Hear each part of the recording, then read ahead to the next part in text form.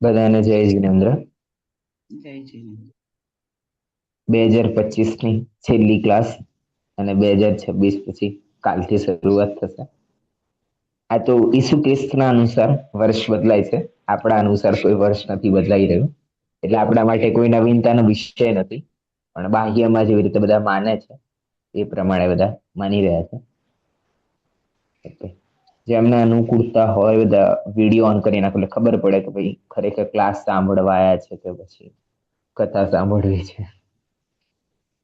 Okay, મંગલાચરણ રૂપે નમોકાર મંત્ર અને વિદ્યા વિજ્ઞાનમાં જે દેવ સ્તુતિ છે એનું જે પહેલું છે એ આપણે લઈશું. નમો હરિહંતાણમ નમો શ્વેતાણમ નમો આયરિયાણમ નમો વચાયાણમ નમો લોય સવસાહુણમ. વિતરા વિનયનમાં પહેલી જે દેવ સ્તુતિ છે એનો પહેલો છે.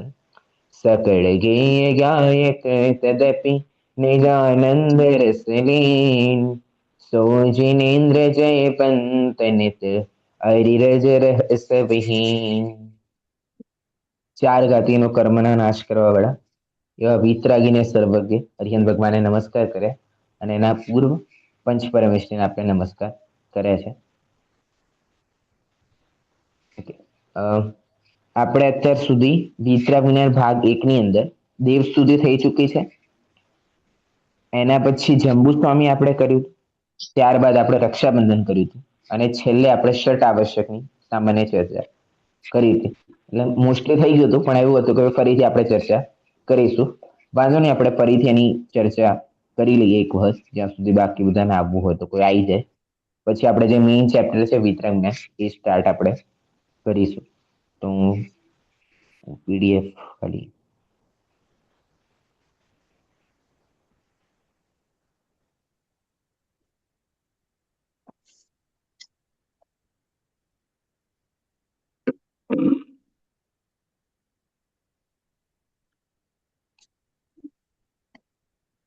દેવ સ્તુતિમાંથી તો કોઈને પ્રશ્ન નથી ને પહેલા પાઠમાંથી? તો પહેલા આપણે ડિસ્કસ કરી લઈએ. અને જે લોકો નતા જોઈન એ લોકો એક વખત જરૂરથી એ જોઈ લેશો. ક્લાસીસ પણ જોઈ શકો છો અને પ્લસ પહેલા વિતરણમાંથી જુઓ અને ત્યારબાદ ક્લાસ જોઈ લો અને પછી કોઈ પ્રશ્ન હોય તો પૂછી શકો છો, એમાં વાંધો નથી. પણ બસ એક ગંભીરતાની સાથે હવે આગળ વધવાનું છે, કારણ કે હવે પરીક્ષાઓ વગેરે બધું નિયમિત રૂપે થશે. બાળકોની પણ પરીક્ષા થઈ જાય, પણ મારે જ કંઈક પરીક્ષાઓ હતી એટલે હું તૈયારી ના કરી પાયો. પણ હવેની જે પરીક્ષાઓ છે એ પરમાણુ ઓનર્સની એપ ઉપર જ રેગ્યુલર જે રીતે સિસ્ટમ છે એ લોકોનું એ પ્રમાણે થશે. એટલે એમાં મારે બનાવવું ના બનાવવું એની મારે કંઈ ઉતાવળ કે કંઈ મહેનત રહેવાની નથી. એટલે એ બધું કમ્પ્લીટ રીતે ટાઈમ ટુ ટાઈમ થશે.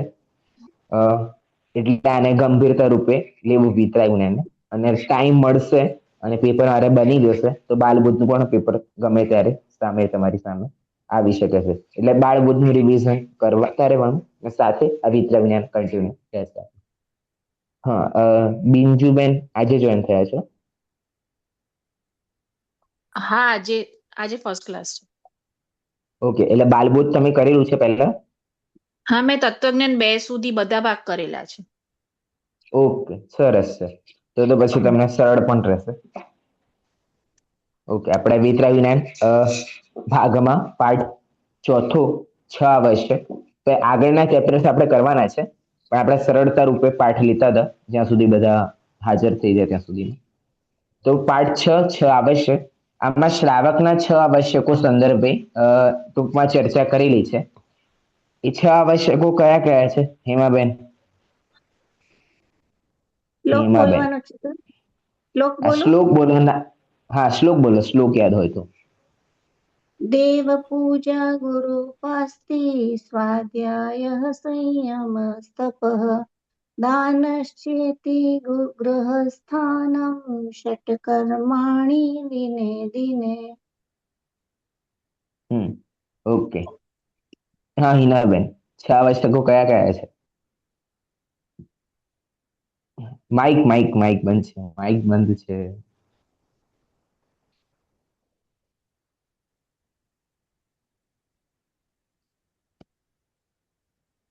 બહુ લાંબા ટાઈમ પછી એટલે સિસ્ટમ ભૂલી ગયા છે માઇક ચાલુ કરવાની. ઓકે. દેવ પૂજા, ગુરુ ઉપાસના, સ્વાધ્યાય, સંયમ, તપ અને દાન. હા, આ કોના આવશ્યક છે? આપણા જ્ઞાની શ્રાવકના. આપણા જ્ઞાની શ્રાવકના કે મુનિરાજના? મુનિરાજના નહીં, જ્ઞાની શ્રાવકના. જ્ઞાની શ્રાવકના. ઓકે. તો પછી આપણે દેવ પૂજા કરવાની કે નહીં કરવાની? કરવાની ને. તો આપણે જ્ઞાની શ્રાવક થયા ને? એટલે જ્ઞાની શ્રાવક છીએ તો દેવ પૂજા કરવાની, પણ એ એટલે નિશ્ચય આપણે એમ નહીં, આપણે જ્ઞાની શ્રાવક થયા કે ના થયા? આપણે વ્યવહારથી છીએ, નિશ્ચયથી નથી. હા, હવે દેવ પૂજામાં પણ દેવ પૂજા નિશ્ચયથી અને આપણે વ્યવહારથી, એવું? એવું નહીં. આમાં એવું છે, તો હું આની પેલાના ક્લાસમાં નહોતી એટલે મેં રેકોર્ડિંગ સાંભળ્યું છે, પણ એટલું બધું સમજાણું નથી એમ. હા, તો હું ક્યાં ના પાડું છું કે સમજાણવું જરૂરી જ છે, પણ જેટલું સમજાણું એટલું તો ક્લિયરિફિકેશન આપો કે તમે કેટલું ક્લિયર છે. એમાં તો એમ લખેલું છે ને કે નિશ્ચયથી ને વ્યવહારથી, એ જ તો નહોતું સમજાણું. તો પૂછવું જોઈએ ને, પહેલા પૂછ્યું કે કોઈને પ્રશ્ન હોય તો પૂછી આપો. સર પણ હું હતી નહીં ને. ઓકે ઓકે, ચલો ઠીક છે, ઠીક છે. હું આ છેલ્લા ફ્રાઈડે ના ક્લાસમાં હું નહોતી. Okay okay. હા, ઈશિતાબેન કોણ છે? ઈશિતાબેન શાહ.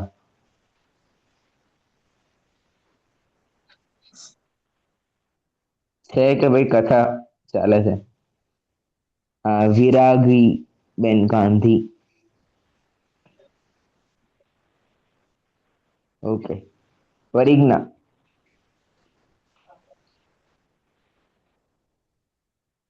પરિજ્ઞા અને અવાજ આવે છે?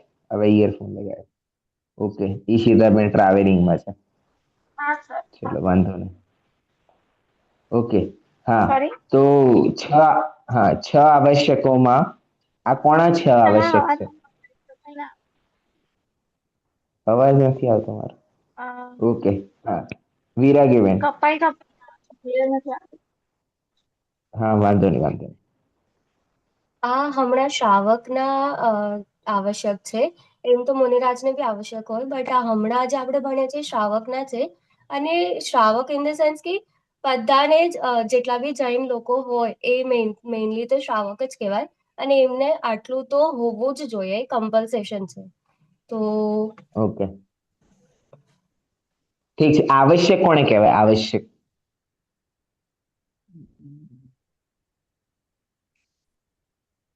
ચલો, બધા જોઈન થાય છે ને. હા, હેમલબેન. કમ્પલસરી. કમ્પલસરી એટલે શું? ફરજિયાત કરવા જોઈએ. ફરજિયાત. ઓકે. અવશ્ય કરવા યોગ્ય કાર્યને આવશ્યક કહેવામાં આવે છે, અને આવશ્યકો 6 છે, બરાબર? આમાં સૌથી પહેલા છે દેવ પૂજા. દેવ પૂજાની અંદર પહેલા 2 ભેદ કર્યા છે, એક તો દ્રવ્ય પૂજા અને ભાવ પૂજા. તો દ્રવ્ય પૂજા કોને કહેવાય? કેટલાને યાદ છે? ઈઝી છે દ્રવ્ય પૂજા. બિંજુબેન, ખ્યાલ છે? અંતરંગથી જે પૂજા કરીએ ના, સોરી, ઈ તો ભાવ દ્રવ્યથી પૂજા કરીએ એ એને કહેવાય દ્રવ્ય પૂજા. ઓકે. અને ભાવ પૂજા? ભાવ પૂજા ભગવાનના ગુણોનું સ્તવન કરીએ, જેમાં આપણે દ્રવ્ય ના ચડાવીએ અને ભાવથી કરીએ, એને ભાવ પૂજા કહેવાય. Okay okay. તો અહીંયા દ્રવ્ય પૂજા કોને કહેવાય? સૌથી પહેલા તો ગુણોનું સ્તવન કરીએ છીએ, એ ભાવ પૂજા છે. અને ભાવ પૂજાની સાથે તમે અષ્ટ દ્રવ્યથી પૂજન કરી રહ્યા છો, તો એને દ્રવ્ય પૂજા કહેવામાં આવશે. પણ સૌથી પહેલી પ્રાયોરિટી શેમાં છે કે તમે તીર્થંકરના ગુણોનું સ્તવન કરતા હોય. માત્ર બોલવું એ પૂજા નથી, એ અહીંયા સમજાવે છે. આ દ્રવ્ય પૂજા અને ભાવ પૂજાની અંદર મેઇનલી શું સમજાયું? આપણે શું સમજીએ છીએ કે માત્ર પૂજન ખાલી બોલી નાખીએ, અને જ્યાં દીપનો અર્ઘ આવે ત્યાં દીપ ચડાવી દઈએ, જ્યાં અર્ઘ આવે ત્યાં અર્ઘ ચડાવી નાખીએ, તો એ પૂજા નથી. કેમ? પૂજા કોનું નામ છે કે ગુણોના સ્તવનની સાથે અષ્ટદ્રવ્યનું ક્ષેપણ તમે કરો છો, એને પૂજા કહેવામાં આવે છે, એને દ્રવ્ય પૂજા કહેવામાં આવે છે. એટલે દ્રવ્ય પૂજાનું પણ સ્વરૂપ સમજવું આવશ્યક છે. જો દ્રવ્ય પૂજા પણ સમજી જશો તે ભાવ પૂજા શું છે, વ્યવહાર પૂજા શું છે, નિશ્ચય પૂજા શું છે, એ દરેક પોઈન્ટ ક્લિયર થશે. પણ જો વ્યવહારમાં પણ જે ભૂલો થાય છે એ આ છે કે આપણે ખાલી આ થાળીમાંથી આ થાળી, હું મોસ્ટલી આવું ઉદાહરણ આપું છું કે આ થાળીમાંથી આ થાળીમાં નાખવું હોય ને, તમારા ત્યાં નાના બાળકોની પાઠશાળા લાગે ને, તેમને કહીએ કે જો વ્હાઈટ કલરના ચોખા દેખાય છે, ચલો હવે એ નાખવાના, હવે પીળા કલરના ચોખા દેખાય છે, હવે એ નાખો. તો બોલો એમણે પૂજન કરી કહેવાય કે ના? એમને પૂજન ના કરી. તો પછી આપણે શું કર્યું? ચલો એમને અમે યાદ કરાવતા હતા, તમને યાદ હતું તો પીળા પૂજા એટલે પુષ્પ, અને સફેદ એટલે એ અક્ષર. એટલે આપણને યાદ હતું એટલે આપણે કર્યું, અને એમને યાદ નતું એટલે ખોટા, અને આપણને યાદ હતું એટલે આપણે સાચા. એવું નથી ખરેખર. એના સ્વરૂપની સાથે તમે જે કાર્ય કરો છો એ વાસ્તવિકતામાં તમારી દ્રવ્ય પૂજા છે, અન્યથા એ વાસ્તવિકતામાં પૂજા જ નથી. એટલે અહીંયા સૌથી પહેલા શું કહ્યું છે? જ્ઞાની શ્રાવકમાં યોગ્ય આંશિક શુદ્ધિ એ નિશ્ચયથી ભાવ પૂજા છે. જે જ્ઞાની શ્રાવકમાં શુદ્ધિ થઈ રહી છે એ નિશ્ચયથી ભાવ દેવ પૂજા છે. અને સાચા દેવનું સ્વરૂપ સમજીને, કે સાચા દેવ કોણ છે, કે જે વિતરાગી અને સર્વજ્ઞ છે, એવું એમનું સ્વરૂપ સમજીએ અને ગુણોનું સ્તવન કરીએ તો એ વ્યવહારથી ભાવ દેવ પૂજા છે. એટલે વ્યવહારની અંદર જ નિશ્ચયની અને વ્યવહાર ભાવ પૂજાની અંદર બે ભેદ કરી નાખ્યા છે, નિશ્ચય અને વ્યવહાર. નિશ્ચય કોણે કહ્યું? નિશ્ચય ભાવ પૂજા, નિશ્ચય ભાવ દેવ પૂજા આવશ્યક એ કોણે કહેવામાં આવ્યું? કે જ્ઞાની શ્રાવકના યોગ્ય જે શુદ્ધિ થઈ રહી છે એનું નામ છે નિશ્ચયથી ભાવ પૂજા. અને એની સાથે જે ગુણોનું સ્તબન કરીએ છીએ, હવે જ્ઞાની શ્રાવકમાં જે શુદ્ધિ થાય છે એ સમયે તો કોઈ પણ પ્રકારનો ભાવ નથી. એ જે શુદ્ધિ થઈ રહી છે એ સમય માત્ર શુદ્ધ ભાવ છે. આમાં નિયમ એવો છે કે હશે તો શુભ ભાવ અને અશુભ ભાવ હશે. એક તો શુભ ભાવ હોય, એક અશુભ ભાવ હોય, અને એક શુદ્ધ ભાવ હોય. તો એક સમયમાં એક જ ભાવ હોય એક રૂપે, તો કે જ્યારે શુભ થતો હોય તો શુભ ભાવ જ હોય, જ્યારે અશુભ હોય તો અશુભ જ હોય, અને જ્યારે શુદ્ધ હોય તો શુદ્ધ ભાવ જ હોય.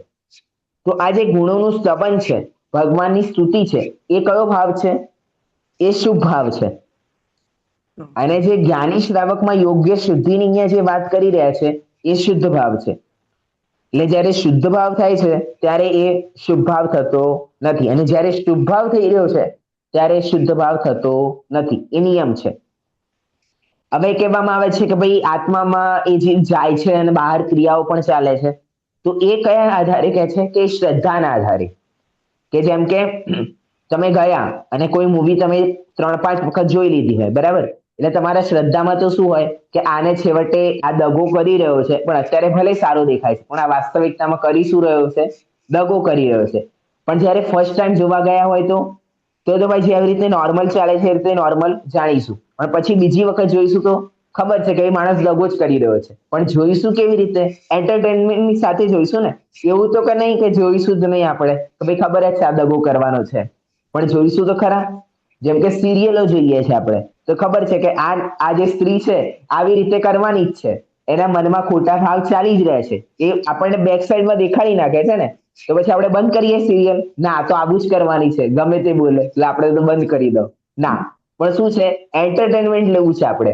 અને શ્રદ્ધામાં તો છે કે આ માણસ કેવું કાર્ય કરી રહ્યું છે, આ માણસ ખોટું જ કાર્ય કરી રહ્યું છે. એટલે આ શ્રદ્ધાના જ્ઞાનમાં એવું જ છે કે શ્રદ્ધામાં જીવને શું છે, જ્ઞાની શ્રાવકને, કે આ જે ક્રિયા છે એનાથી મોક્ષ થવાનું નથી, એટલે મારે તો મારા શુદ્ધ ભાવ જ કરવાના છે. એટલે શ્રદ્ધામાં તો એ રાખશે, પણ હવે શું છે? વર્તમાનના જે પરિણામો છે એમાં કેવા પરિણામો થાય? શુદ્ધ રૂપે થતા નથી. તો કેવા ભાવ કરીએ? કે અશુભ કરીએ કે શુભ કરીએ? તો ભાઈ અશુભ કરતા તો શુભ સારા, એટલે આપણે શુભ પરિણામ એ કરે છે. જી બરાબર છે? ક્લિયર છે? આ 3 પોઈન્ટ ક્લિયર છે? શુભ ભાવ, અશુભ ભાવ ને શુદ્ધ ભાવ. ઓકે, ડન છે? ઠીક છે. હવે અહીંયા જુઓ, અહીંયા શું કહે છે કે નિશ્ચયથી દેવ પૂજા કોનું નામ છે? કે જે જ્ઞાની શ્રાવકના જે શુદ્ધ ભાવ થઈ રહ્યા છે એ વાસ્તવિકતામાં નિશ્ચય દેવ પૂજા છે. ના માત્ર નિશ્ચય દેવ પૂજા, પણ 6 જે આવશ્યક છે એ નિશ્ચયથી કોને કહેવામાં આવે છે? જ્ઞાની શ્રાવકના જે શુદ્ધિ છે એ જ ખરેખર આવશ્યક છે. કારણ કે અવશ્ય કરવા યોગ્ય કાર્ય આવશ્યક કહેવાય. તો અવશ્ય કરવા યોગ્ય કાર્ય શું છે? દેવ પૂજા છે, ગુરુ ઉપાસના છે. જો આ આવશ્યક થઈ જાય વાસ્તવિકતામાં, નિશ્ચય રૂપે આવશ્યક થઈ જાય, તો સિદ્ધ ભગવાનને પણ સંસારમાં આવવું પડે, અને ભગવાનની સામે રહીને અષ્ટદ્રવ્યથી પૂજા કરવી પડે. એમને પણ ગુરુને ઉપાસના કરવી પડે. એમને પણ એ પ્રકારનું તપ કરવું પડે. કોણે? સિદ્ધ ભગવાનને. કેમ? કેમ કે તમે આને નિશ્ચય આવશ્યક કહી નાખ્યા છો. એટલે શું કહે છે ભાઈ? નિશ્ચય આવશ્યક તો ખરેખર જ્ઞાની શ્રાવકના યોગ્ય જે શુદ્ધિ થઈ રહી છે એ શુદ્ધિ જ વાસ્તવિકતામાં નિશ્ચય રૂપે આવશ્યક છે. પણ એની સાથે થવા વાળા ભાવોને અહીંયા વ્યવહાર કહેવામાં આવે છે. એટલે હવે વ્યવહારથી શું કહેવામાં આવ્યું કે જે ગુણોના દેવોનું જે સ્વરૂપ છે, જેવો ગુણ છે એમના, વીતરાગતા, સર્વજ્ઞતા, 18 દોષોથી રહિત છે, તો એ બધાનું ચિંતન કરે કે ભાઈ વીતરાગતા શું છે, સર્વજ્ઞતા શું છે. અહીંયા જે પંક્તિ વાંચી એમાંથી વીતરાગતા ક્યાંથી નીકળે છે, સર્વજ્ઞતા ક્યાંથી નીકળે છે, એવું જો ચિંતન થાય તો એનું નામ છે ભાવદેવ પૂજા. અને આ વ્યવહારથી થઈ ગયું. કેમ વ્યવહારથી થઈ ગયું? કારણ કે આ શુભ ભાવ છે અને શુભ ભાવ આદરવા યોગ્ય નથી. આદરવા યોગ્ય તો શુદ્ધ ભાવ જ છે. પણ જો શુદ્ધ ભાવમાં ન ટકાતા હોય તો શુભ ભાવ કરવું યોગ્ય છે. એટલે અહીંયા વ્યવહારથી ભાવદેવ પૂજા કહી. એના પછી લખ્યું જ્ઞાની શ્રાવક વીતરાગતા અને સર્વજ્ઞતા આદિ ગુણોનું સ્તવન કરતા વિધિપૂર્વક અષ્ટદ્રવ્યથી પૂજન કરે. હવે આ ગુણોનું સ્તવન પણ કરે અને સાથે સાથે યોગ્ય વિધિથી, જે વિધિ હોય કે પહેલા અક્ષત છે, પછી શુદ્ધ અષ્ટદ્રવ્ય લઈને બેસે, યોગ્ય રીતિથી કરે, જે વિધિ છે પૂજનની એ પ્રમાણે કાર્ય કરે તો એને શું કહેવામાં આવે છે? તેને દ્રવ્ય પૂજા કહે છે. આ દેવ પૂજાનું અહીંયા પૂરું થયું. 6 આવશ્યકોમાંથી દેવ પૂજા અહીંયા પૂર્ણ થઈ. હવે આગળ લે છે એવી જ રીતે જ્ઞાની શ્રાવકને યોગ્ય આંશિક શુદ્ધિ તે નિશ્ચયથી ગુરુ ઉપાસના છે. જ્ઞાની શ્રાવકના યોગ્ય જે શુદ્ધિ થઈ રહી છે એ વાસ્તવિકતામાં ગુરુ ઉપાસના છે. પછી શું લખે છે? ગુરુનું સાચું સ્વરૂપ સમજીને તેની ઉપાસના કરવી તે વ્યવહાર ગુરુ ઉપાસના છે. ગુરુ ઉપાસના કયું કે ભાઈ પગ દબાવવા કે વિહાર સાથે કરવો? ના કહ્યું. સૌથી પહેલા શું કહ્યું ગુરુ ઉપાસના માટે? સૌથી પહેલા ગુરુનું જે સાચું સ્વરૂપ છે એના ઉપર વિચાર કરવો, એનું ચિંતન કરવું. કારણ કે જ્યાં સુધી તમને ગુરુનું સ્વરૂપ નથી ખબર તો તમે ગુરુનો નિર્ણય કેવી રીતે કરશો? ગમે તેને ગુરુ માની લેવાના એમ. અષ્ટબાવનમાં તો કુંકુદાચાર્ય એમ કે જો તમે નગ્ન અવસ્થાને જો મુનિરાજ માનતા હોય, ગુરુ માનતા હોય, તો જો પશુઓ છે એ પશુઓ પણ નગ્ન રહે છે તો તમે એમને પણ ગુરુ માની લો. એટલે વાસ્તવિકતામાં શું છે કે ગુરુનું સ્વરૂપ સમજવું આવશ્યક છે. જો ગુરુનું સાચું સ્વરૂપ સમજાશે તો તમે સાચા ગુરુનો નિર્ણય કરી શકશો અને પછી એમની ઉપાસના કરવી. એમની ઉપાસના કરવી એટલે કે ભાઈ એમણે કેવી રીતે વ્રત ધારણ કર્યા, એ કેવી રીતે વિહાર કરે છે, એ કેવી રીતે કાર્ય કરે છે, મારે એવા જેવું બનવું હોય તો શું કાર્ય કરવું હું એ સ્ટેપ ઉપર આગળ વધી શકું. તો એ છે એમની વાસ્તવિક ઉપાસના. અને સાથે સાથે આપણને એમ થાય કે ના, હવે આ મુનિરાજને વેદના થઈ રહી છે તો પછી તમે જેની સાથે ક્રિયા કરી રહ્યા છો, હવે પગ દબાવો છો કે એમની સાથે વિહાર માટે જાઓ છો, તો એ પછી ગુરુ ઉપાસના કહેવાશે. પણ જો તમને ગુરુનું સ્વરૂપ નથી ખબર કે ગુરુના કેટલા મૂળ ગુણ હોય, વિતરાગતા શું હોય, એમાં કયું જ્ઞાન હોય, એ કેવી રીતે આચરણ કરે છે, એ બધું તમને નથી ખ્યાલ અને ગમે તેને માની રહ્યા છો તો એ વાસ્તવિકતામાં તમે ગુરુ ઉપાસના કરી નથી. એટલે અહીંયા વ્યવહારથી ગુરુ ઉપાસના કોને કહેવામાં આવી? કે ગુરુનું સાચું સ્વરૂપ સમજીને તેની ઉપાસના કરવી તે જ વાસ્તવિકતામાં વ્યવહાર ગુરુ ઉપાસના છે. હવે લખે છે તમને પહેલા બતાવી દીધું છે કે અર્યંત અને સિદ્ધ ભગવાન દેવ કહેવાય અને આચાર્ય, ઉપાધ્યાય, સાધુ ગુરુ કહેવાય છે. કે ભાઈ પહેલા જ આપણે પંચપરમેશ્વરનો પાઠ બાલબોધમાં વાંચી ચૂક્યા છે, જ્યાં વાંચ્યું હતું કે ભાઈ આ બંને દેવ છે, અર્યંત અને સિદ્ધ, અને આચાર્ય, ઉપાધ્યાય, સાધુ એ 3 ગુરુ છે. અને એ જ વાસ્તવિકતામાં ગુરુ હોય, અન્ય કોઈ ગુરુ હોય નહીં. જૈન ધર્મમાં વિતરાગતાને જ પ્રાધાન્ય આપવામાં આવ્યું છે. એટલે વિતરાગી સંતો જ વાસ્તવિકતામાં જૈન ધર્મના ગુરુઓ છે. તો પછી આપણે ગુરુદેવને માનવાના કે નહીં માનવાના? હવે પ્રશ્ન એમ ઉત્પન્ન થાય, ઘણા લોકો પ્રશ્ન કરે ને કે ભાઈ તમે તો ગુરુદેવને માનો, કે ભાઈ તમે તો ક્યાં વિતરાગતાને માનો છો? પણ આમાં વાસ્તવિકતા શું છે કે ભાઈ અમને આમનાથી આધ્યાત્મિક જ્ઞાન પ્રાપ્ત થયું છે. એટલે જેવી રીતે બાળક માટે શિક્ષક ગુરુ હોય છે એ જ પ્રમાણે અમારા માટે ગુરુ છે. પણ અમને ખ્યાલ છે કે હજુ એમની મુનિ દશા નથી, મુનિ દશા આનાથી ઉચ્ચ દશા છે. એટલે એ જ વાસ્તવિકતામાં ગુરુ છે. પણ આધ્યાત્મિક રૂપે અમને જે જ્ઞાન કે શિક્ષણ પ્રાપ્ત થયું છે એ આમના માધ્યમથી પ્રાપ્ત થયું છે, એટલે અમે આમને ગુરુ માને છે. જેમ આપણે બાળકો હોય કે બધા હોઈએ, આપણે પણ હોઈએ, આપણા પણ ટીચર આપણને મળી જાય તો એ ભલે પહેલા બીજામાં ભણાયું હોય પણ આપણે પગે તો લાગીએ ને. આપણે એમ થોડી કહીએ કે ના તમે ગુરુ નથી, ગુરુ તો વિતરાગી સંત જ હોય. એવું નથી.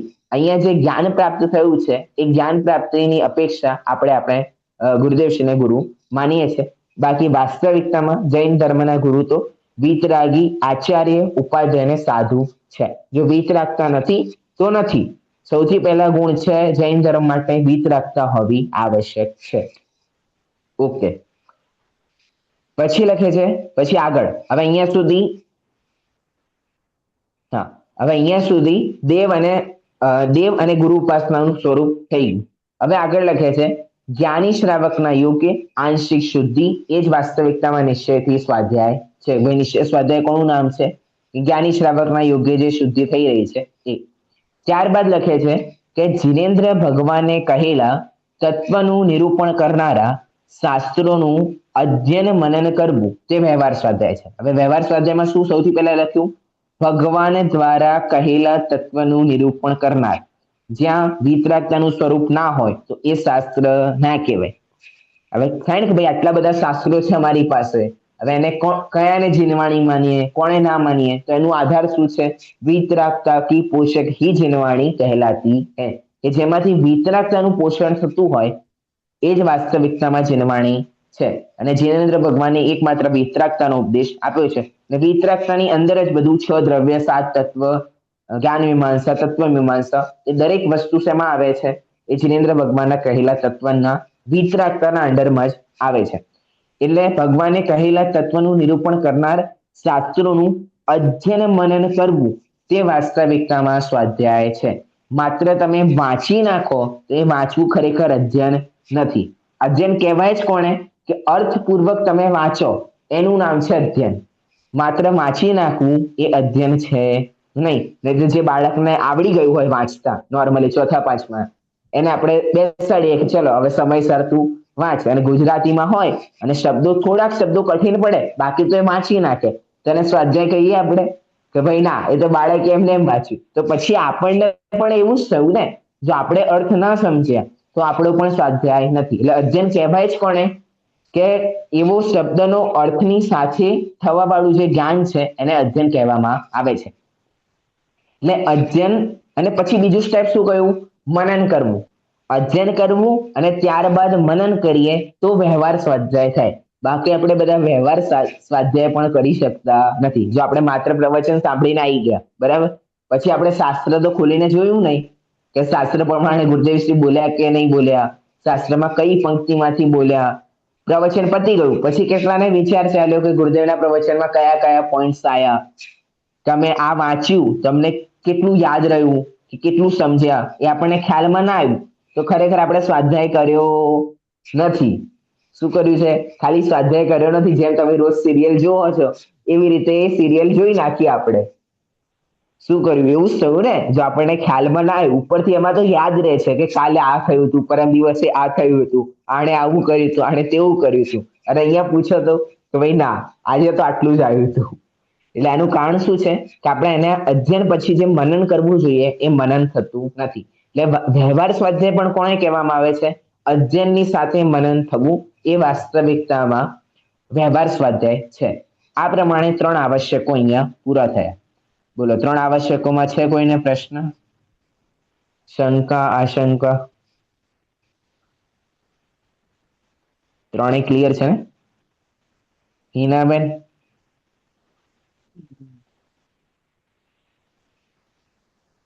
ઓકે, ક્લિયર છે. હવે આગળ, હવે એ તો 3 થયા. હવે આગળ છે, હવે આગળના જ્ઞાની શ્રાવકને યોગ્ય આંશિક શુદ્ધિ એ નિશ્ચયથી સંયમ છે. 3 થયા. પછી ચોથું સંયમ છે. કોઈ જ્ઞાની શ્રાવકના યોગ્ય જે શુદ્ધિ થઈ રહી છે એ જ વાસ્તવિકતામાં સંયમ છે. પછી તેની સાથે હોવાવાળા ભૂમિકા અનુસાર, એટલે જે ભૂમિકા છે તો ભાઈ 5મા ગુણસ્થાનમાં હોય તો 5મા ગુણસ્થાનમાં, અને 4થા ગુણસ્થાનમાં હોય તો 4થા ગુણસ્થાનમાં, જે પ્રમાણે એમની જે ભૂમિકા છે એ ભૂમિકા અનુસાર હિંસાદિથી વિરતિ, એટલે હિંસાદિથી વિરતિ, જેટલી હિંસાનો 4 પ્રકારની હિંસા છે આપણે બધું આગળ વાંચીશું, તો એમાંથી જેટલી હિંસાનો ત્યાગ કરે એટલી હિંસાથી વિરતિ, હિંસા આદિ એટલે હિંસા, જૂઠ, ચોરી, કુશીલ, પરિગ્રહ એ પાંચે આવી ગયા. એ પાંચે પાપોથી વિરતિ એટલે એમનો ત્યાગ. વિરતિનો અર્થ છે ત્યાગ. અને ઇન્દ્રિય નિગ્રહ અને ઇન્દ્રિયો પર જે કંટ્રોલ આપણે કરીએ છીએ એને ઇન્દ્રિય નિગ્રહ કહેવામાં આવે છે. એ જ વાસ્તવિકતામાં વ્યવહાર સંયમ છે. ભૂમિકા અનુસાર તમે હિંસાથી વિરતિ કરો અને ઇન્દ્રિયો પર નિગ્રહ રાખો એટલે કે કંટ્રોલ રાખો, એનું નામ છે વ્યવહાર સંયમ. બરાબર છે. નિશ્ચય સંયમ જ્ઞાની શ્રાવકના યોગ, આંશિક શુદ્ધિ એ જ વાસ્તવિકતામાં નિશ્ચય સંયમ છે. અને પછી વ્યવહાર સંયમ ભૂમિકા અનુસાર, હિંસાથી વિરતિ અને ઇન્દ્રિયનો નિગ્રહ. ઓકે. પછી તપ જ્ઞાની શ્રાવકના યોગ, આંશિક શુદ્ધિ અર્થાત શુભાશુભ ઈચ્છાઓનો નિરોધ એટલે કે ઉત્પન્ન ન થવું તે વાસ્તવિકતામાં નિશ્ચય તપ છે. કે જે શુભાશુભ ભાવોની આપણે ઈચ્છાઓ નિરંતર થઈ રહી છે એ ઉત્પન્ન ન થવી, એનો વિરોધ થાય એટલે ઉત્પન્ન ન થવું એ જ વાસ્તવિકતામાં નિશ્ચય તપ છે. અને જ્યારે હવે આપણે કહીએ છીએ અમે તો જ્ઞાની શ્રાવકને આંશિક શુદ્ધિ વાંચી રહ્યા હતા, હવે એને શુભાશુભ કેમ કહેવામાં આવ્યું? ભાઈ એ જ વસ્તુ છે. આપણે પહેલા જ કહ્યું કે જ્યાં શુદ્ધ ભાવ હશે ત્યાં શુભાશુભ ભાવ હશે નહીં. એટલે અહીંયા શુદ્ધિનો અર્થ શું કહ્યું? શુભાશુભ ભાવો એટલે કે ઈચ્છાઓથી નિરોધ એટલે કે ઉત્પન્ન ન થવું એ જ વાસ્તવિકતામાં નિશ્ચય તપ છે.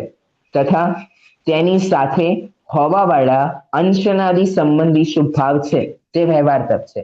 નિશ્ચય તપ તો કોનું નામ છે કે શુભાશુભ ભાવ બંને એક પણ પ્રકારના ભાવ થવા નહીં. પણ હવે શુભ ભાવ થાય છે એ પણ કેવા? અંશનાદિ. અંશનાદિ એટલે ખ્યાલ છે વિરાગીબેન? થોડું અંશનાદિ એટલે નથી ખ્યાલ. ઓકે. કેટલા લોકોને ખ્યાલ છે અંશનાદિનો અર્થ? હા, બીજુબેનને ખ્યાલ છે, હિમાબેનને ખ્યાલ છે. અનશન કરવું. માયાબેન નથી ખ્યાલ. ઓકે. હા, ભારતીબેન. ભૂખ કરતા ઓછું ખાવું. નહીં તો હા, એવું નથી. ભારતીબેન. તપ કરવું જે આપણે એકાસણા, આંબીલ, ભેસણા, ઉપવાસ જે કરીએ અનશન હા. કહેવાય છે. એ ખાવા અને તે સંબંધી. ક્રિયા ઓકે. દ્વારા કરવું, ક્રિયાથી કરવું ઓકે. એટલે અંશનાદિ કહેવાય. ઓકે. ઓકે. હા, બીજુબેન. ઉપવાસ આદિ કરવું.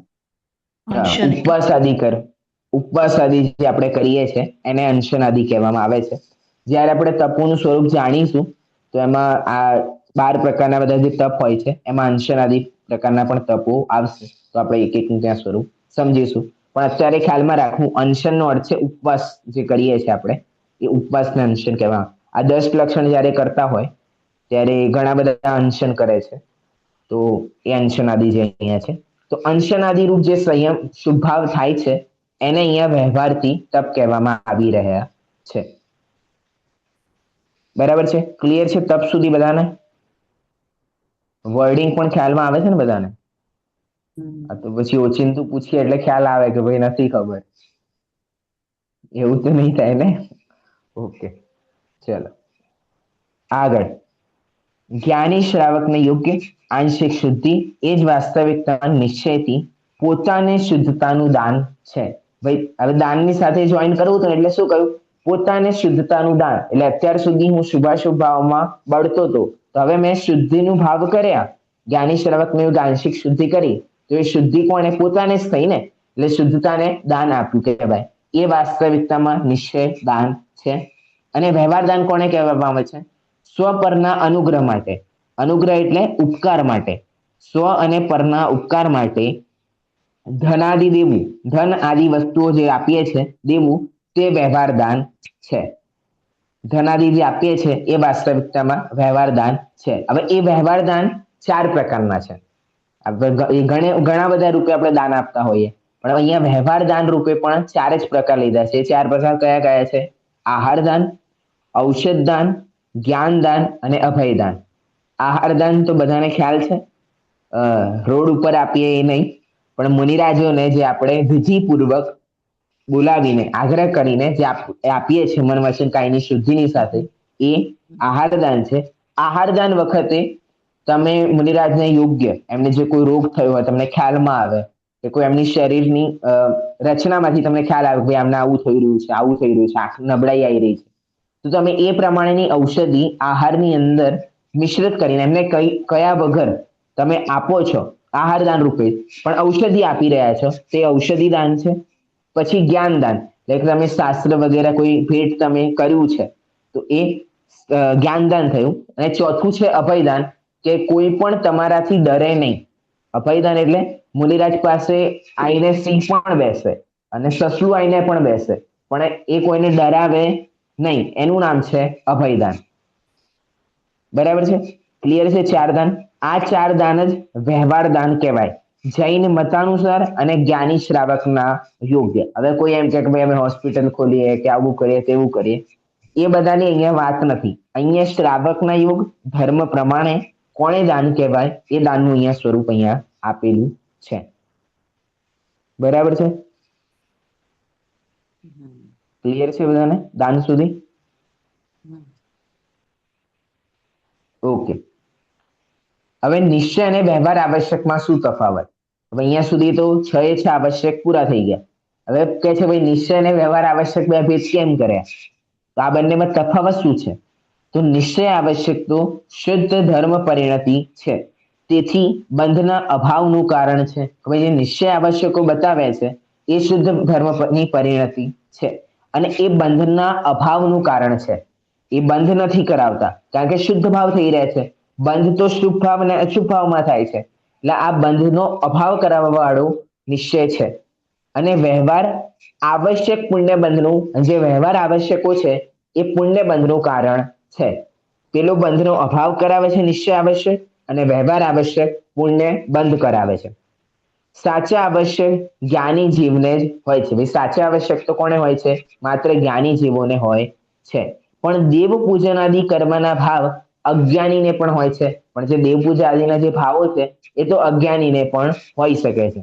બંધ કશાય અને શુભ ભાવ પ્રમાણે પુણ્ય બંધ પણ થાય, પણ તે સાચા ધર્મ કહેવાતા નથી. હવે શું કહે છે અહીંયા? કે અજ્ઞાનીને પણ દેવ પૂજા આદિના ભાવ થાય છે, દાન કરવાના ભાવ થાય છે, તો પછી એમનું શું? તો અહીંયા શું કહે છે? જો એમને મંદ કશાય હોય અને વાસ્તવિકતામાં શુભ ભાવ હોય, જો ઘણા લોકો તો એના માટે કરે કે ભાઈ નામ આવશે મારું, તો ભાઈ અમારું નામ માટે કરે, કોઈ લોભના પાછળ કાર્ય કરી રહ્યા છે, તો કશાય તો ત્યાં તીવ્ર છે, મંદ થોડી છે. એ લોભ કશાય તો આપણે તીવ્રતાની સાથે કર્યું ને કાર્ય, ભલે મંદ કશાય કાર્યરૂપ કર્યું છે પણ મંદ કશાય થયો નથી. એટલે અહીંયા શું લખે છે? મંદ કશાય અને શુભ ભાવ પ્રમાણે જેટલા શુભ ભાવ હશે અને જેટલી મંદ કશાય હશે એ પ્રમાણેનો પુણ્ય બંધ પણ થશે. એવું નથી કે ભાઈ આવું કાર્ય કરશો આટલું પુણ્ય બંધ થશે ને થશે, એવો કોઈ નિયમ હોતો નથી. જેટલી કશાયોની મંદતા અને જેટલા શુભ ભાવ એટલા પ્રમાણેના પુણ્ય બંધ ત્યાં બંધાય છે. પણ તે સાચો ધર્મ કહેવાતો નથી, પણ એ વાસ્તવિકતામાં સાચો ધર્મ નથી. સાચો ધર્મ તો શું છે? કે શુદ્ધ ભાવને પ્રાપ્ત કરવું, અને શુદ્ધ ભાવને પ્રાપ્ત ન થતા હોય તો શુદ્ધ ભાવની સાથે જે વ્યવહાર રૂપે આચરણ થાય છે કે જેનાથી શુદ્ધતામાં જવાનું લક્ષ્ય છે. લક્ષ્ય તો શું છે? શુદ્ધતામાં જવાનું, પણ શુદ્ધતામાં નથી જઈ શકતા એટલે આ બધા જે કાર્ય કરી રહ્યા છે તો એ પ્રમાણેનું ત્યાં પુણ્ય બંધ એ જીવને બંધાય છે, અને એને ધર્મ કહેવામાં આવશે, અન્યને કહેવામાં આવશે નહીં.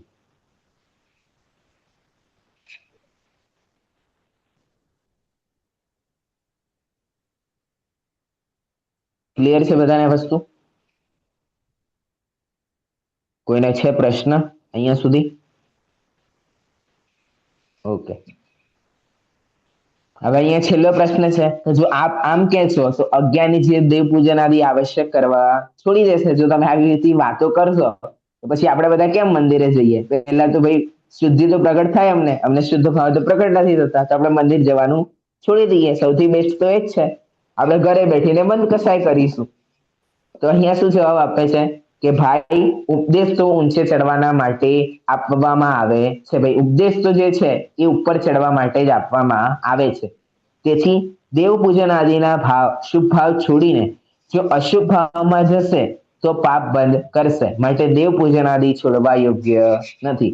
એ કોઈ એમ કે ભાઈ હવે તો આપણે શુદ્ધ ભાવ તો થતા નથી તો ક્લાસ વાંચવાનો શું કરવા મતલબ? ક્લાસ ભણવાની બંધ કરી નાખીએ. જ્યારે શુદ્ધ ભાવ પ્રગટ થશે તો તો કોન્ટેક્ટ કરી લઈશું, ત્યારે સ્વાધ્યાય કરી લઈશું. તો અત્યારે આપણે બંધ કરી નાખીએ. તો અહીંયા શું કહે છે કે જો તમે સ્વાધ્યાય અત્યારે નહીં કરો તો અત્યારે શું કરશો? ટીવી જોશો કે ફોન ચલાવશો. એટલે વિષય સેવન રૂપે જ કાર્ય કરવાના છીએ, શુભભાવરૂપ તો કાર્ય કરવાના નથી.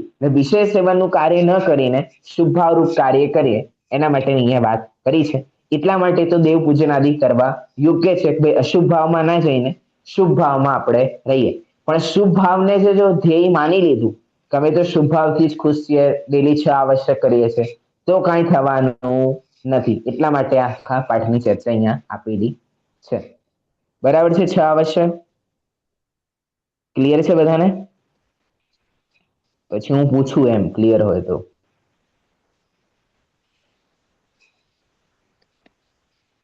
હેમાબેન પૂછું પ્રશ્ન?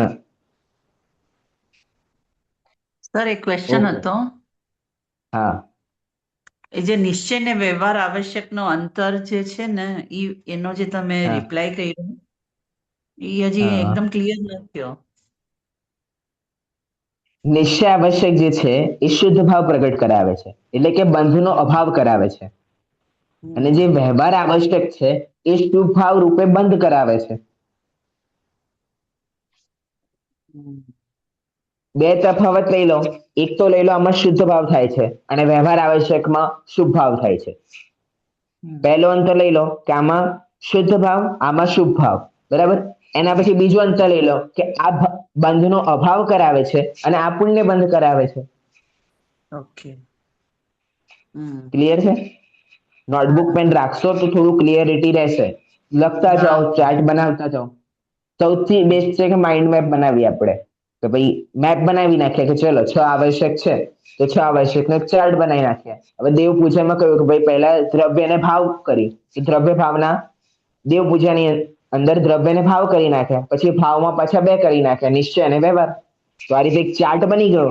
પછી આપણને એવું નહીં રહે કે ભાઈ દ્રવ્ય પૂજાની અંદર નિશ્ચય વ્યવહાર કર્યા હતા કે ભાવ પૂજાની અંદર કર્યા હતા. તો આપણે ચાર્ટ જોઈએ તો તરત ખ્યાલમાં આવી જશે. અને એક પરિભાષા તો બધામાં કોમન છે, એટલે લખવાની જે રહી એ તો વ્યવહાર આવશ્યકોની જ લખવાની રહી. એમાં પણ કીવર્ડ જ લખી નાખો તો પણ કામ થઈ જશે. પરીક્ષા પેલું ઓનલાઈન થવાની છે એટલે એમસીક્યુ ટાઈપ જ મોસ્ટલી થશે. એટલે કીવર્ડ યાદ હોવા જરૂરી છે. જો તમે કીવર્ડ ભૂલી ગયા તો પછી કન્ફ્યુઝન વધારે થશે, કારણ કે ચારે ઓપ્શન જે છે એક જેવા લાગશે. ભાઈ આ આવશે કે આ આવશે, કે કન્ફ્યુઝન ના થાય એના માટે છે કે ભાઈ ચાર્ટ બનાવી નાખ્યા, કીવર્ડ લખી રાખીએ દરેક પરિભાષાને, તો ઈઝી રહેશે બધાને. ઓકે, ક્લિયર છે 6 આવશ્યક? ઓકે, ઠીક છે. તો આપણે જે બીજો ચેપ્ટર જે છે એ આપણે આજે કરવાનો છે.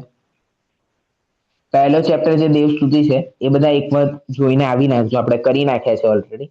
છતાંય કોઈને કોઈ પ્રશ્ન હશે, કોઈ છંદ ખ્યાલમાં નહીં આવ્યો હોય તો આપણે ફરીથી એ લઈ લઈશું અને પછી આગળ ચેપ્ટર વધીશું. એટલે પહેલી જે દેવસ્તુતિ છે એ જોઈને આવવાની છે. અને પછી રક્ષાબંધન અને જંબુસ્વામી. રક્ષાબંધન અને જંબુસ્વામી માત્ર વાર્તા છે, એમાં કંઈ તથ્યગત હોય કે કોઈ સિદ્ધાંતગત ચર્ચા હોય એવું કોઈ ચર્ચા નથી. બસ ખાલી 1-2 પોઈન્ટ છે એ ચર્ચા કરી હતી. તો ઠીક છે, પાઠ આપણે રનિંગમાં જ્યારે આવશે ત્યારે ફરી એક વખત એ ચર્ચા લઈને આપણે આગળ વધીશું. ઓકે, 6 આવશ્યક સુધી બધાને ક્લિયર છે? દેવસ્તુતિના 6 આવશ્યક. બરાબર. હવે બીજો જે ચેપ્ટર છે આત્મા અને પરમાત્મા એ સ્ટાર્ટ કરીએ.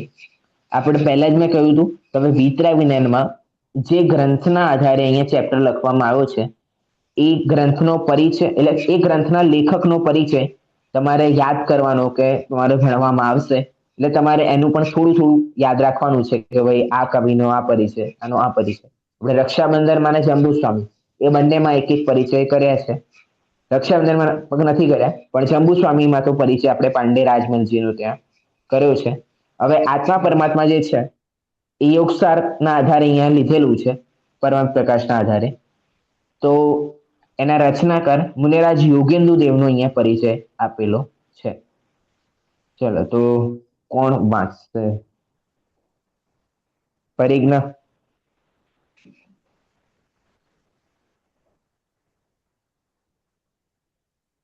હા સર. પરિચય જે વ્યક્તિત્વ કર્તૃત્વ છે મુનિરાજ યોગેન્દ્ર દેવ. અપભ્રંશના મહાકવિ અધ્યાત્મવેત્તા યોગેન્દ્ર દેવના જીવન વિષયમાં વિશેષ જાણકારી હજી સુધી મળી નથી. તેમના નામનો પણ કેટલાય જુદા જુદા પ્રકારે ઉલ્લેખ મળે છે. જેમ કે યોગેન્દ્ર પણ અપભ્રંશના જોઈન્દુ તો સંસ્કૃત અનુવાદ યોગિંદુ વધારે બંધ બેસતો છે. યોગેન્દ્ર નહીં. યોગિંદુના સમય વિશે પણ જુદા જુદા મત છે. એમનો સમય 6ઠ્ઠી શતાબ્દી માંડીને 11મી શતાબ્દી સુધી માનવામાં આવે છે. તેમના દ્વારા બનાવવામાં આવેલા પરમાત્મ પ્રકાશક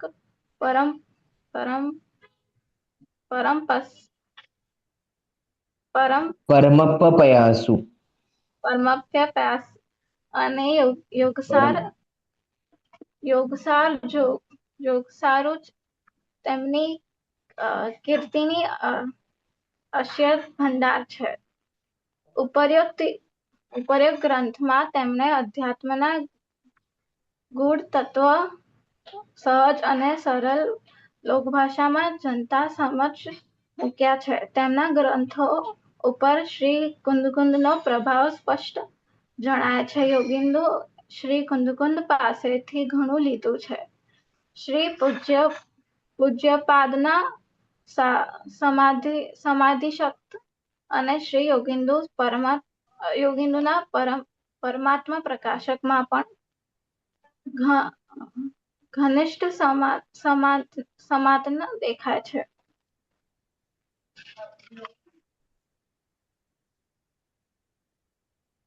વાંચનની ખૂબ જરૂરત છે. તો પછી હજુ તો વર્ડિંગ આપણે વાંચી નથી શકતા, યાદ કરવાનું તો ઘણું દૂરની વાત થઈ ગઈ. એટલે બધા વાંચવાનું હવે રાખશો, કારણ કે વર્ડિંગ બધા જે છે અમુક વર્ડિંગ એવા છે કે જે ખ્યાલમાં પણ ના આવે અને વાંચવા પણ ના આવે, તો ત્યાં કન્ફ્યુઝન ના થાય. ત્યાં કોઈ જોડણીની ભૂલ પણ આપી નાખે કે આવી રીતે યોગેન્દુ લખે, આવી રીતે યોગેન્દુ લખે, તો કયું સિલેક્ટ કરવું એમ એવું આવશે નહીં. 1-2 ક્વેશ્ચન હોય, વધારે નહીં હોય, પણ એ આપણે વાંચેલું હશે તો ક્લિયર રહેશે. ઓકે, હવે અહીંયા મુનિરાજ યોગેન્દ્ર દેવનું વ્યક્તિત્વ કર્તૃત્વ. વ્યક્તિત્વ એટલે એ કોણ હતા, એમનો પરિચય એ છે. અને કર્તૃત્વનો અર્થ છે એમણે કાર્ય શું શું કર્યું છે, એનો અર્થ છે કર્તૃત્વ. ક્લિયર છે બધાને? ઓકે, હવે અહીંયા લખે છે અપભ્રંશના મહાકવિ અધ્યાત્મવેત્તા. અપભ્રંશ શું છે? આ ભાષાનું નામ છે. અપભ્રંશ એટલે પ્રાકૃતની બગડેલી ભાષા. જેમ કે ગુજરાતી તો મૂળ શુદ્ધ ભાષા છે, બરાબર. પછી કોઈ શ, કોઈ હ, એવી રીતે આપણે જે બોલીએ છીએ, અલગ અલગ બોલીઓ છે. હવે સૌરાષ્ટ્રમાં જાઓ તો કંઈક અલગ રીતે બોલે, અમદાવાદ સાઈડ આવે તો કોઈક અલગ રીતે બોલીએ, થોડા નર્મદા સાઈડ જઈએ તો થોડુંક અલગ બોલાય. તો જે થોડું થોડું અલગ થતું જાય છે, અને ક્યાંક એવું હોય કે સાવ બગડી જ ગઈ. હવે અંકલેશ્વર સાઈડ પણ જેવી રીતે બોલાતી હોય તેવી રીતે બદલાતી જાય છે. તો અહીંયા શું કહે છે કે એ બગડી છે જે ભાષા થોડી થોડી, એવી રીતે પ્રાકૃત તો મૂળ ભાષા છે, પણ એ થોડી બગડી ગઈ અને જે ભાષા ચલણમાં આવી ગઈ એનું નામ શું છે? એનું નામ અપભ્રંશ છે. એટલે અપભ્રંશ શું છે? ભાષાનું નામ છે. ક્લિયર છે બધાને? હવે અપભ્રંશના મહાકવિ, એટલે અપભ્રંશ ભાષાને જે મૂળ માન્યું છે એવા જે મહાકવિ છે અધ્યાત્મવેત્તા. હવે જેમ કે ગુજરાતી ભાષા છે તો હવે સૌરાષ્ટ્રના બધા જે લેખકો છે એમનું વાંચો તો આપણને ખ્યાલ ના આવે કે આ ગુજરાતી છે કે કઈ ભાષા છે, પણ મૂળ ગુજરાતી ભાષા વાંચીએ તો એ અલગ હોય. એવી રીતે જે ભાષા જ્યાં ચાલે છે એ સાહિત્ય એ ભાષામાં જ લખાય છે. એટલે જ્યારે મુનિરાજ યોગેન્દ્ર દેવ થયા ત્યારે અપભ્રંશ ભાષા ચાલતી હતી, એટલે અપભ્રંશ ભાષામાં જ એમણે રચના કરી. એટલે અપભ્રંશ ભાષાના મહાકવિ અધ્યાત્મવેત્તા, એટલે અધ્યાત્મના વિવેચન કરવા વાળા યોગેન્દ્ર દેવ. જીવનના વિષયમાં વિશેષ જાણકારી હજુ સુધી મળી નથી. કોઈ એમના જીવન વિશે કોઈ જાણકારી હજુ સુધી પ્રોપરલી મળી નથી. તેમના નામનો પણ કેટલાય જુદા જુદા પ્રકારે ઉલ્લેખ મળે છે. એમનો નામનો જે ઉલ્લેખ છે એ પણ અલગ અલગ પ્રકારે મળે છે. જેમ કે યોગેન્દુ, યોગેન્દ્ર.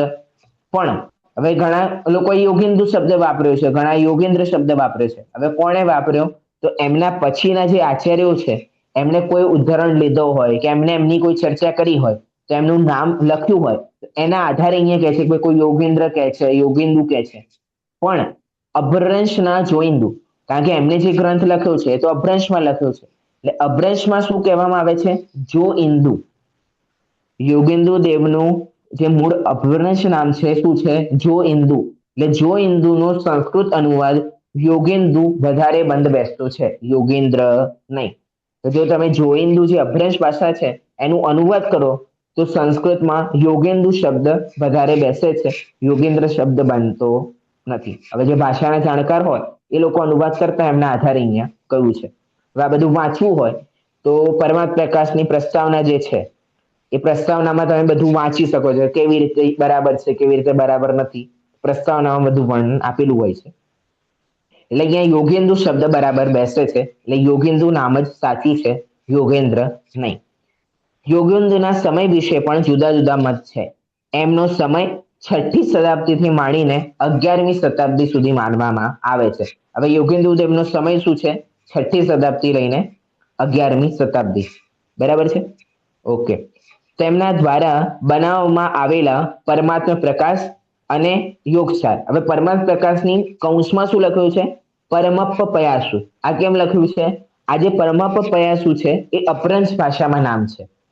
ગ્રંથનું નામ જે છે એ તો મૂળ અપભ્રંશ ભાષામાં લખ્યું છે, તો જે ગ્રંથનું નામ હશે એ પણ અપભ્રંશ ભાષામાં લખ્યું હશે.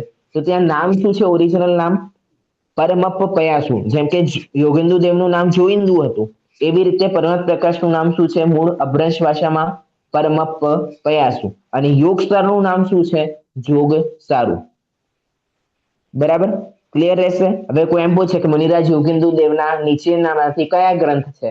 અને ત્યાં પરમપ્પ પયાસુ અને જોગ સારું લખ્યું હોય અને યોગસારને પ્રકાશ ના દેખાય તો જોગ સારું ઉપર ક્લિક કરવાનું અને પરમપ્પ પયાસુ પણ કરવાનું. કેમ? કારણ કે અહીંયા અપભ્રંશ નામ તમને આપ્યા છે. બરાબર છે? કોઈ ગ્રંથનું અપભ્રંશ નામ પણ પૂછી શકે, ભાઈ યોગસારનું અપભ્રંશ નામ શું થશે આમાંથી? યોગ સારું લખ્યું હોય, ક્યાંક જોગ સારું લખ્યું હોય, ક્યાંક બીજું લખ્યું હોય, તેવી રીતે આ પણ પૂછાઈ શકે છે. એટલે આને પણ યાદ રાખવું જરૂરી છે. હવે આ જે બંને છે એ બંને જ એમના કીર્તિના અક્ષય ભંડાર છે, એટલે કે એમની જે જાણતા થયા છે, એમની જે કીર્તિ થઈ છે જગતમાં એ આ બે ગ્રંથના આધારિત થઈ છે. તેમના ગ્રંથો ઉપર શ્રી કુંદનો પ્રભાવ સ્પષ્ટપણે પડ્યો હોય તેમ જણાય છે. એમના ઉપર કુંદ આચાર્યનો પ્રભાવ પડ્યો હોય એવી રીતે જણાય છે. હવે કેવી રીતે? કે ભાઈ જે કુંદ આચાર્યના જે ગ્રંથો છે એમાં જે વિષય વસ્તુ છે અને એ વિષય વસ્તુ જેવી રીતે વિશ્લેષણ કર્યું છે એવું જ વિશ્લેષણ અહીંયા યોગસાર અને પરમ પ્રકાશમાં મુનિરાજ યોગેન્દુ દેવે કર્યું છે. એટલે એમ કહી શકાય કે એમનો સ્પષ્ટ પ્રભાવ આમના ગ્રંથોમાં જોવા મળે છે, કે આમના ઉપર છે. કારણ કે એમના સમયનું કોઈ વ્યક્તિ તો હાલમાં છે નહીં કે જે 6ઠી શતાબ્દીથી 11મી શતાબ્દી સુધી થયું હોય, એવું તો બની શકે નહીં. એટલે હવે આપણે કેવી રીતે નક્કી કરીએ કે ભાઈ જે કુંદ આચાર્યના જે ગ્રંથો છે સમયસર એ ગ્રંથમાં જેવી રીતે વિષય વસ્તુનું પ્રસ્તુતિકરણ છે, માત્ર વિષય વસ્તુના આધારે ના નક્કી કરાય, પણ એ વિષય વસ્તુનું પ્રસ્તુતિકરણ કેવી રીતે છે એના આધારે નક્કી થાય છે કે આ ગ્રંથનું પણ વિષય વસ્તુનું પ્રસ્તુતિકરણ એ જ પ્રમાણે છે. એટલે કુંદ આચાર્યનો સ્પષ્ટ રૂપે આમના ઉપર પ્રભાવ હશે એ આપણે કહી શકાય છે. બરાબર છે? પછી લખે છે શ્રી પૂજ્યપાદના સમાધિ શતક અને યોગેન્દુના પરમ પ્રકાશમાં પણ ઘનિષ્ઠ સમાનતા દેખાય છે.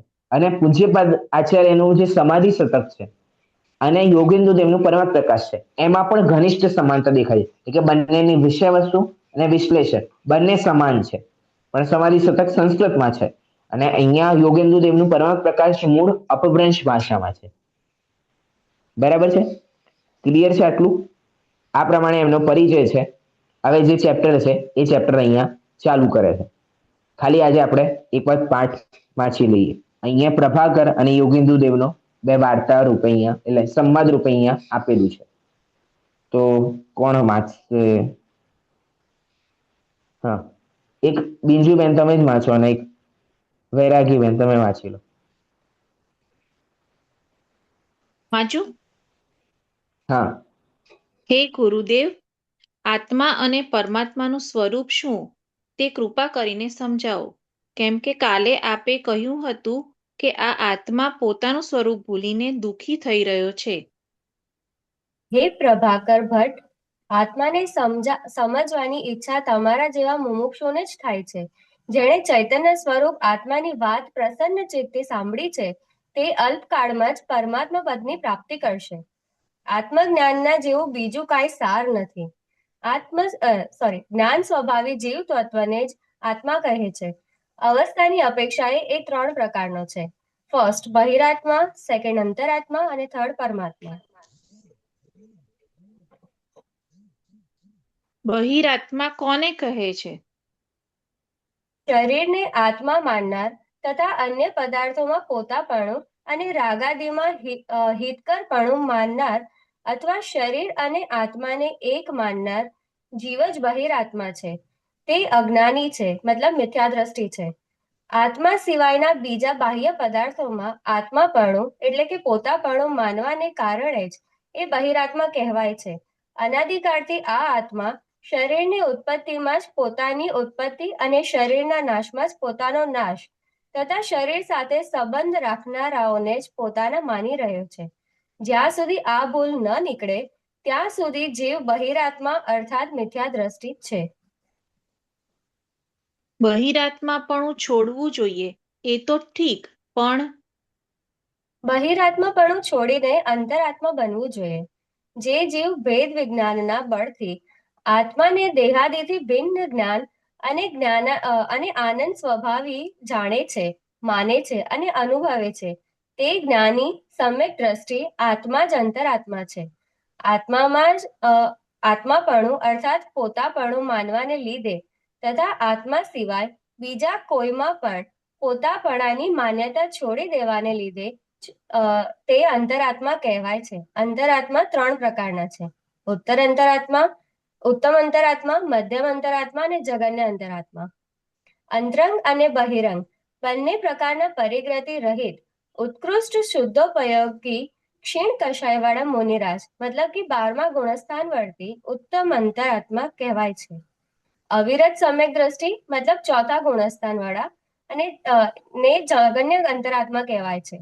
ઉપરયુક્ત બંનેની વચ્ચેની દશાવાળા દેશવ્રતી શ્રાવક અને મુનિરાજ 5મા ગુણસ્થાનથી લઈને 11મા ગુણસ્થાન વાળા મધ્યમ અંતરાત્મા કહેવાય છે. અંતરાત્મા થવાથી શું લાભ છે? એ જ અંતરાત્મા ગૃહસ્થ અવસ્થાનો ત્યાગ કરીને શુદ્ધોપયોગરૂપ મુનિ અવસ્થા ધારણ કરીને નિજ સ્વભાવ સાધન દ્વારા પરમાત્મા પદ પ્રાપ્ત કરે છે, અર્થાત પરમાત્મા થઈ જાય છે અને એમને અનંત દર્શન, અનંત જ્ઞાન, અનંત સુખ અને અનંત વીર્ય પ્રગટ થઈ જાય છે.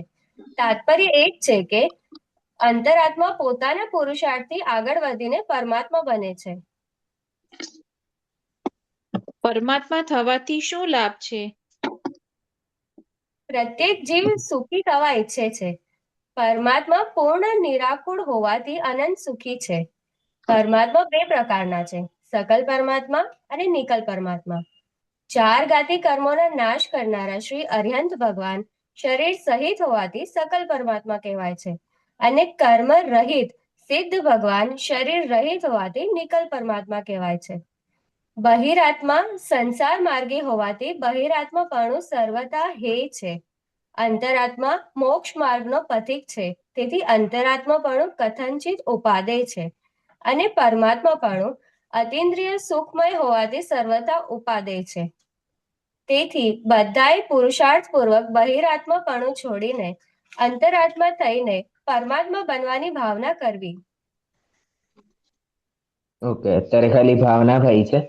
આવતી ક્લાસમાં આપણે એકનું સ્વરૂપ સમજીશું, કારણ કે સ્વરૂપ સમજ્યા વગર ભાવના હોવાનો કોઈ મતલબ નથી. એટલે આવતી ક્લાસ સુધીમાં આ ચેપ્ટરના તમારે પોઈન્ટ્સ બનાવીને આવવાના છે.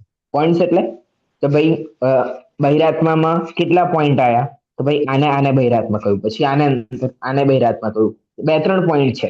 પછી અંતરાત્મામાં કેટલા પોઈન્ટ છે અને પરમાત્મામાં કેટલા પોઈન્ટ છે. તો આ 3 પોઈન્ટ બનાવવાના છે. પ્લસ આત્માની શું પરિભાષા અહીંયા આપી છે, એના સિવાય બીજી કઈ કઈ પરિભાષા આપેલી છે, જે ફર્સ્ટ પેરેગ્રાફ છે એમાં પણ મુમુક્ષુ કોણે કહેવાય, કોણ સંસાર કાળ જલ્દી કરી શકે છે, એ બધા એક નાના નાના પોઈન્ટો છે. તો આ ખાલી પોઈન્ટ્સ તમારે બનાવીને આવવાના છે. પછી આપણે જ્યારે ચર્ચા કરીશું એના પછી હું પૂછીશ કે ભાઈ તમે કેટલા પોઈન્ટ બનાવ્યા અને એમાંથી કેટલા પોઈન્ટની ચર્ચા કરી, અને પછી તમારા પોઈન્ટમાંથી કોઈ પોઈન્ટ રહી ગયો હોય તો ભાઈ આ પોઈન્ટની ચર્ચા આવી નહીં, તો ફરી આપણે એ પોઈન્ટ ઉપર ચર્ચા કરીને પછી પાઠ આપણે આગળ વધારીશું. ક્લિયર છે બધાને આટલી વસ્તુ? હવે થોડી એક્ટિવિટી આપણે સ્ટાર્ટ કરીશું, નાની નાની થોડી થોડી કરીશું. પણ હવે આ મુખ્ય ચેપ્ટર છે. હવે બીજા ગુનાના જે ચેપ્ટર્સ બાકી છે એ થોડા મુખ્ય છે. જેમ કે આત્મા પરમાત્મા છે, સાત તત્વ છે, કર્મ છે. જેમ આપણે આનાથી પહેલા બાલબોધની અંદર દ્રવ્ય અને દ્રવ્ય ગુણ પર્યાય એ આપણે મુખ્ય ચેપ્ટરમાં હતા. એ પ્રમાણે આ પાઠોમાં આત્મા પરમાત્મા, સાત તત્વ, કર્મ, આ બધા જે અમુક ચેપ્ટર્સ છે એ ખૂબ સમજવા જરૂરી છે અને આગળના અભ્યાસક્રમમાં એ ઘણા ઉપયોગી બનવાના છે. એટલે કાલે એટલે આવતીકાલે એટલે પરમ દિવસે જે આપણી ક્લાસ છે આટલું કરીને આવવાનું છે. અને પ્લસ જે લોકોને દેવસ્તુતિ, રક્ષાબંધન અને જંબુસ્વામી આ 3 ચેપ્ટર બાકી છે, એક વખત ખાલી રીડિંગ કરી નાખશો અને પ્લેલિસ્ટની લિંક ગ્રુપમાં હું ફરી નાખી દઉં છું. તો એમાં જો ક્લાસ સાંભળ્યો હોય તો ક્લાસ પણ સાંભળી શકો છો. અને કોઈ પ્રશ્ન હોય તો ક્લાસના પહેલા આપણે પ્રશ્ન કરીશું, પછી આગળ વધીશું. એટલે આટલું કરવાનું છે. આજે આપણે 6 આવશ્યકો જે થોડા કન્ફ્યુઝન ટાઈપ રહ્યા હતા એને ક્લિયર કરે અને આત્મા પરમાત્માના જે મુનિરાજ યોગિંદુ દેવનું પરિચય છે એ આપણે જોઈ નાખ્યું છે. હવે આગલી ક્લાસથી આપણે મૂળ ચેપ્ટર પાઠ આપણે સ્ટાર્ટ કરીશું. બરાબર છે? કોઈને પ્રશ્ન આજની ક્લાસમાંથી અથવા કોઈ જૂની ક્લાસમાંથી કોઈને પ્રશ્ન યાદ આવી ગયો હોય ક્લાસ દરમિયાન? નથી. ઓકે, તો બધાને જય હિન્દ. જીનવાણી સ્તુતિ માયાબેન.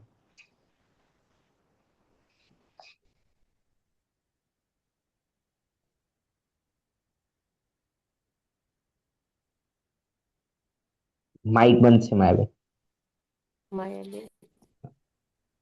छावाणी के ज्ञान से सूझे लोकालोक, सोवाणी मस्तक नमो सदा देत होतो. द्वादशांगमयी नित्य बोधिनी जिनवाणी मातनो जय हो.